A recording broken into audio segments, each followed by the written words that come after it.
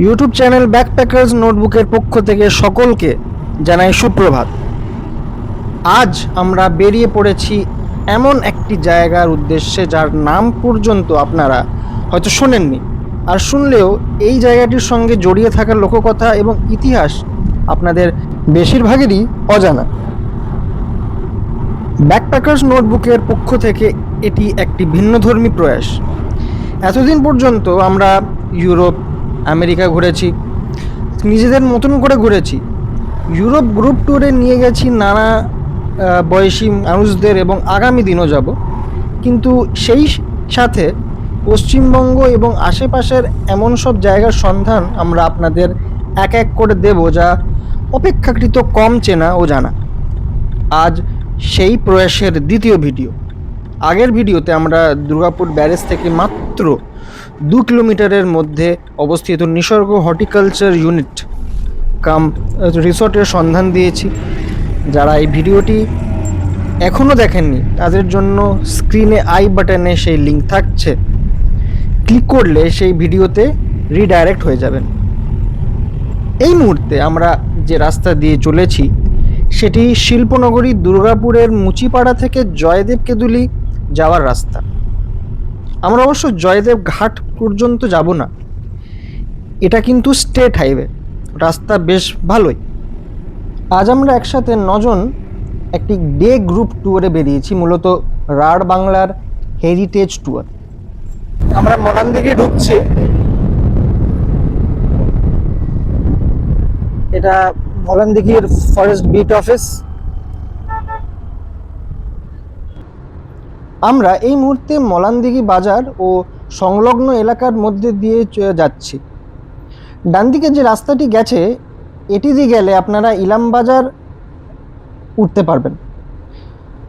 আমরা অবশ্য এই রাস্তা দিয়ে যাব না, সোনাকা হাসপাতাল পেরিয়ে আমরা আরও খানিকটা যাব। এই রাস্তাটা যেটা আপনারা দেখছেন বাঁ দিকতে হয়, এটা কাটাবেরিয়া হয়ে ধবনী হয়ে আপনারা বিজনের দিকে যারা টাউনশিপ হয়ে আসছেন, আইকিউ সিটি হয়ে ধবনী হয়ে কাটাবেরিয়া হয়ে আপনারা স্ট্রেট এই মলানদিঘির এইখানে আপনারা উঠবেন। আর সামনে হচ্ছে সোনাকা।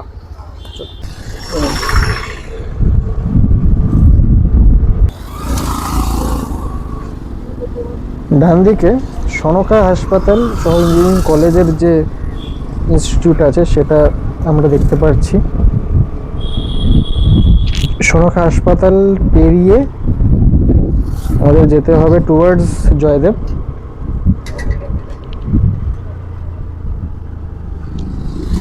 এটা ইঞ্জিনিয়ারিং কলেজের নিউ বিল্ডিংটা। আমরা সোনাকা হাসপাতাল ছাড়িয়ে সোজা এগিয়ে চলেছি টুয়ার্ডস জয়দেবের দিকে।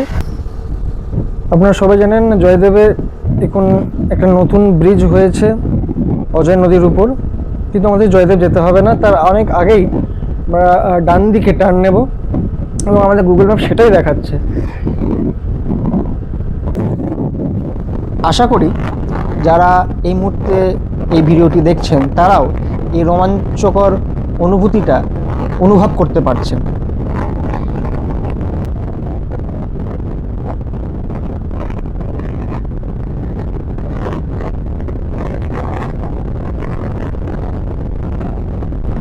এই জায়গাটা থেকে আমরা এবার ডান দিকে টার্ন নেব।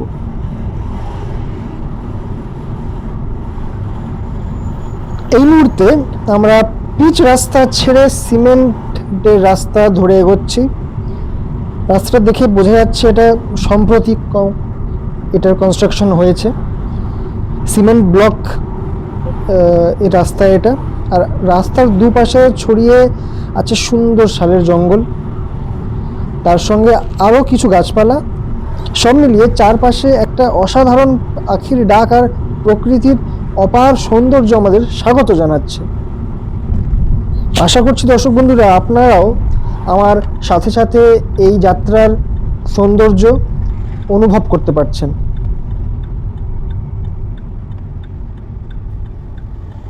এই রাস্তাটা কিন্তু আপনারা ছাড়বেন না দর্শক বন্ধু, এখানে কিন্তু অনায়াসে বড় গাড়ি ঢুকে যাবে, ওই জন্য আপনাদের যাতায়াতে কোনো অসুবিধা হবে না। এই রাস্তা বরাবর যে দিকে যাচ্ছে আপনারা সেই দিকেই যেতে থাকবেন। অ্যাজ পার গুগল ম্যাপ আমাদেরকে আবার ডান দিকে টার্ন নিতে হবে।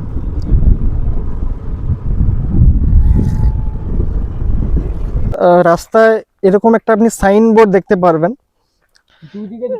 দুদিকে দুটো সাইনবোর্ড আছে। আপনাদেরকে ডান দিকে যেতে হবে, এই মেধাশ্রম শ্রী শ্রী গড়চণ্ডী এই বোর্ডটা ফলো করলে আপনারা ডান দিকে যেতে পারবেন। এই যে রাস্তাটা দেখুন, এই রাস্তাটা সোজা এসে আপনাকে ডান দিকে আপনার একটা অ্যারো আছে, আর এই এরকম একটি ফ্ল্যাগ বা পতাকা এখানে আছে, এটাকে লক্ষ্য রেখে আপনাকে ডান দিকে যেতে হবে। আপনাকে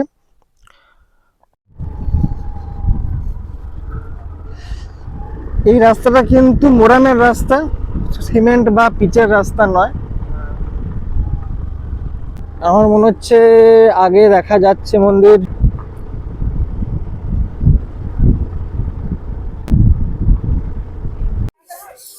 আমরা চলে এসেছি মেধসমুনির আশ্রম গড় জঙ্গলে। মেধাসমুনি আশ্রমকে ঘিরে লোককথায় এটি প্রচলিত যে বিশ্বের প্রথম দুর্গাপূজা এই স্থানেই হয়েছিল। একজন রাজ্যচ্যুত রাজা, রাজা সুরথ, এবং বাড়ি থেকে তিরস্কৃত একজন ব্যক্তি, বৈশ্য সমাধি, একজন ব্যবসাদার এখানে আসেন এবং মেধাসমুনির অনুপ্রেরণায় বলুন বা মেধাসমুনির আদেশে এখানে শ্রী শ্রী চণ্ডীর আরাধনা। সেই সময় দুর্গা ঠাকুর বলে লোকেরা এটাকে চিনত না। ঠাকুরের বা দেবীর নাম ছিল দেবী মহাত্মা। তো গল্পটা এরকম যে রাজা সুরথ রাজ্যচ্যুত হন এবং এই গড় জঙ্গল অঞ্চলে তিনি আশ্রয় নেন। একই সময় বৈশ্য সমাধি নামে একজন ব্যবসাদার, তাকেও তার বউ বাচ্চা বাড়ি থেকে তিরস্কৃত করে বের করে দেয়। কিন্তু দুজনেরই মন অশান্ত, দুজনেই তারা তাদের রাজ্য নিয়ে, তাদের ঘর সংসার নিয়ে তারা এখনও চিন্তিত আছেন। প্রতিনিয়ত ওদের কথা ভেবে চলেছেন যে ওরা কেমন আছেন, অর্থাৎ তারা এখনো মোহমায়া ত্যাগ করতে পারেননি, যারা ওদের তিরস্কার করে বের করে দিয়েছে। এমন সময় মেধাসমুনি তাদের দেবী মহাত্মার আরাধনা করতে বলেন, যাতে তারা মনে প্রাণে শান্তি পান। এবং এই গল্প মার্কেন্ডীয় পুরাণেও আছে। আমরা যে দেবতা এখানে যে দেবতার কথা দেখি, যে দুর্গা, এই দুর্গা তো পরবর্তীকালের দুর্গা, আধুনিক দুর্গা। যে আমরা যে পুরনো স্ট্রাকচারটা দেখলাম, তার দেবতার সঙ্গে দুর্গা সিংহের পিঠে বসে আছেন, কিন্তু তার সন্তান সন্ততি নেই ওখানে। দুর্গার 8টা হাত, দশভুজাও নয়। এই দুর্গার বৈশিষ্ট্য হচ্ছে নিয়ে সন্তান সন্ততি নিয়ে, পরিবার নিয়ে আসেন না। অর্থাৎ যে কাহিনী আমরা দুর্গার সঙ্গে প্রচলিতভাবে আছে, সেই দুর্গার সঙ্গে এর খুব একটা যোগাযোগ নেই। সম্ভবত চণ্ডীর সঙ্গে এর যোগাযোগ আছে। এবং এখানে দুর্গার আরেকটা বৈশিষ্ট্য হচ্ছে গড়চণ্ডী ধাম। আর এটা হচ্ছে যে এই দুর্গার কিন্তু হাত 8টা। অন্য দুর্গার দশভুজা বলি আমরা, এই দুর্গার হাত 8টা। এবং এখানেও সেই মন্দিরের যে গর্ভগৃহ, সেই গর্ভগৃহ কিন্তু খুব সংক্ষিপ্ত এবং তার প্রবেশদ্বারও খুব সংকীর্ণ। এটা হচ্ছে বাংলার মন্দিরের স্টাইলের, শিখর মন্দির স্টাইল। এখানে মন্দির যে ছিল তার প্রমাণ হচ্ছে এই যে পিলার, এবং এই মন্দিরটা কিন্তু বেশ উঁচু ধরনের মন্দির ছিল, সেটা ধ্বংসাবশেষ এখনো রয়ে গেছে। দুদিকে দুটো পিলার প্রমাণ করছে এটা একটা বড় স্ট্রাকচার ছিল, বড় মন্দিরের স্ট্রাকচার ছিল, যেটা এখন প্রায় ধ্বংস, প্রায় না প্রায় সম্পূর্ণটাই ধ্বংস হয়ে গেছে, 5%ও নেই। মন্দিরের ইতিহাসটা আপনারা জানলেন এবং আশপাশটা আপনাদের চলুন আপনাদের তাহলে ঘুরে দেখাই। মন্দিরের পরিবেশটি কিন্তু অত্যন্ত ভালো, আর সবচেয়ে বেস্ট ভিজিটিং টাইম হচ্ছে শীতকালে। অত্যন্ত মনোরম আবহাওয়া এখন। এই যে মন্দিরটা আপনারা দেখছেন, এটা কিন্তু সম্প্রতি এই মন্দিরটি বানানো হয়েছে, এটা কিন্তু আগেকার মন্দির না। আসলে এবার মন্দিরের সংলগ্ন জায়গাতে কিছু ভাঙা স্ট্রাকচারস রয়েছে, দেখা যাক। স্থানীয়দের এরকম বিশ্বাস যে এটা একটি নাট মন্দির ছিল, এখানে অনেক আগে যজ্ঞ, পুজো এবং বিভিন্ন ধর্মীয় অনুষ্ঠান এখানে হতো। এই যে লম্বা লম্বা স্ট্রাকচারসগুলো দেখছেন পিলারের মতন, এসবের গায়ে অত্যন্ত নিখুঁত কারুকার্য আমরা দেখতে পাচ্ছি। কাজগুলো সব টেরাকোটা স্টাইলের। আশেপাশের গ্রামবাসীদের সঙ্গে কথা বলে জানা গেল এখানে রাজা সুরত এখানে 16টি মন্দিরের প্রতিষ্ঠা করেছিলেন। দর্শক বন্ধু, এখানে আপনাদের একটা অত্যন্ত ইন্টারেস্টিং জিনিস আপনাদের জানাই, যে বর্তমানে বাংলাদেশের বোয়ালখালী, চট্টগ্রামের কাছে একটা জায়গা আছে বোয়ালখালী, সেখানেও আরেকটি মেধসমণির আশ্রম আছে এবং ওখানেও একই গল্প এবং একই লোককথা প্রচলিত যে সেই জায়গায় রাজা সুরত এবং বৈশ্য সমাধি আশ্রয় নিয়েছিলেন এবং ঋষি মেধস তাদেরকে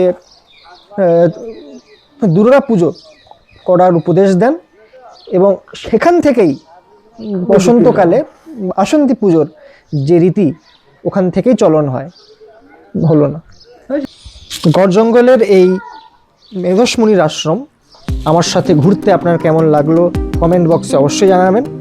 আর তাহলে এই অবধি, নমস্কার, ভালো থাকবেন, সুস্থ থাকবেন, আর লাইক, শেয়ার এন্ড সাবস্ক্রাইব করতে ভুলবেন না।